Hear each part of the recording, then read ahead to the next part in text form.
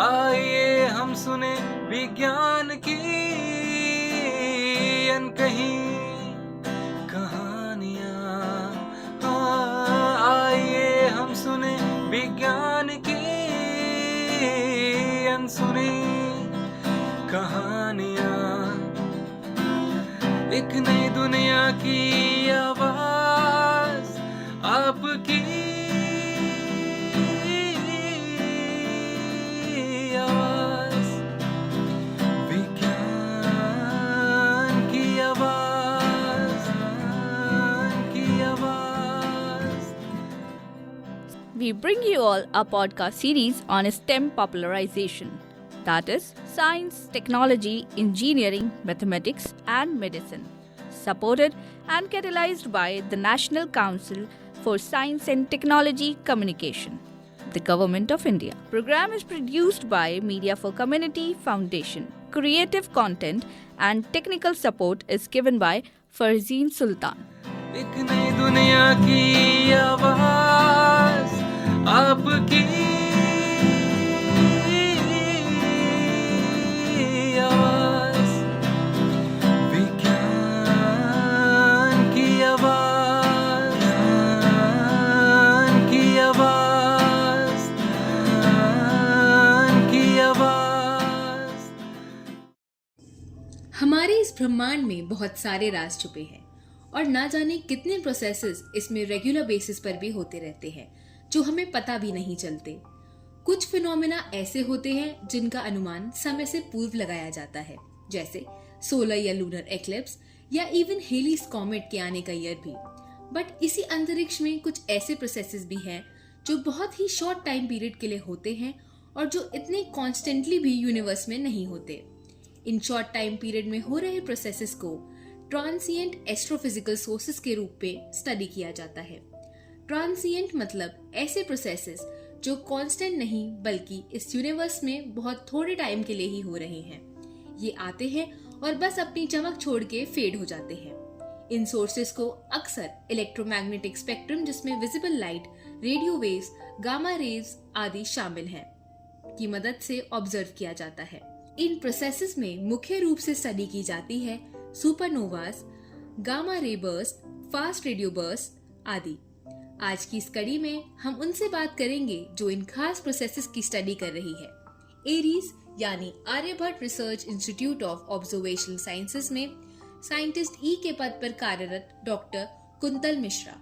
सबसे पहले जानेंगे एरीज यानी Aryabhatta research institute of observational sciences में साइंटिस्ट ई के पद पर कार्यरत डॉक्टर कुंतल मिश्रा के बारे में। Hi, my name is Dr. Kuntal Mishra. I work as a scientist E at the Aryabhatta Research Institute of Observational Sciences located in Nainital, Uttarakhand. It is a beautiful, small, picturesque hill town located in Uttarakhand. And I did my master's from Kumar University in Nainital. And after that, I did my PhD at ARIES and at the Raman Research Institute in Bangalore. After that, I moved for a postdoc position to the Inter-University Center for Astronomy and Astrophysics located in Pune, which is also known as IUCA. And after that, I was really fortunate to have secured a position in the Space Telescope Science Institute at STSCI in Baltimore, United States, which is the prime center which operates the Hubble Space Telescope. That was a really good experience for me. And once I completed my postdoc position, I got a job as a scientist, as a faculty member at ARIES in Nainital, and I joined this position in early 2013. So it's all been almost like 12 years that I have been working over here. अब जानेंगे कि उनका area of research क्या है। So my current research area is very fascinating. In simple terms, if I say, it is known as the transients that I study, the transient astrophysical sources. So when I say transient, which means that these are not steady sources in the universe. They are not always present. They will come with a boom and then they will vanish. Their light will fade away. And how these transients are born, that could be due to several reasons. One of the prime reasons of having these transients is when the stars end their lives. As humans also, we have a lifespan. We are infants and then we grow into like toddlers, then into your teens, and you grow up into adults. Similarly, the stars also have a lifetime. the stars are born, then they evolve across the evolutionary sequence, and then they reach a stage where they die off. So when the star dies, they give rise to these enigmatic explosions in the universe, which are known as the supernovae explosions. They release huge amounts of energy, which is of the order of 10 to the power of 51 ergs. And these supernovae are of prime importance because, with these events, we actually know about the nuclear fusion reactions which are going on. And not only that, the presence of the heavy elements in our universe like aluminum, copper, gold, all these kind of the heavy elements which are present in our periodic table are basically coming from such kind of explosions.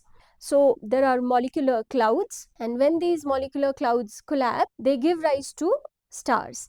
And the stars are formed of the stars can have different masses. And the supernovae explosions which I was talking about, when the central core of a very massive star, the stars which are greater than 8 solar masses. So when I say solar masses, it means one unity mass of the sun. And when these stars which are greater than 8 solar masses, their central core collapses because it can no longer withhold the gravitational pressure and the radiation pressure. So it collapses due to its own gravity. And when the core collapses, the outer layers of the star are blown off. The outer layers, which are the outermost hydrogen layer or the helium layer, is completely blown away. And this gives rise to the core collapse kind of supernova explosions. Although I'm talking in very simplistic terms here, but there can be more complex phenomena also which can give rise to these kind of events. But another interesting transient events are the gamma ray bursts. The name itself implies that these are very energetic events because they emit in the gamma ray bands, which have very high energies. And when I say burst, which means that these are intense pulses in the gamma rays, which again have huge energy outputs. And although these objects were first discovered in the late 1960s by the US American Vela satellites, these were surveillance satellites of the US Army, but their origin was not known at that time. But after several years, and when more instruments were launched to detect for such events, because these are emitting in the gamma rays, so they cannot be discovered with telescopes which are located on the ground. They are located with space telescopes.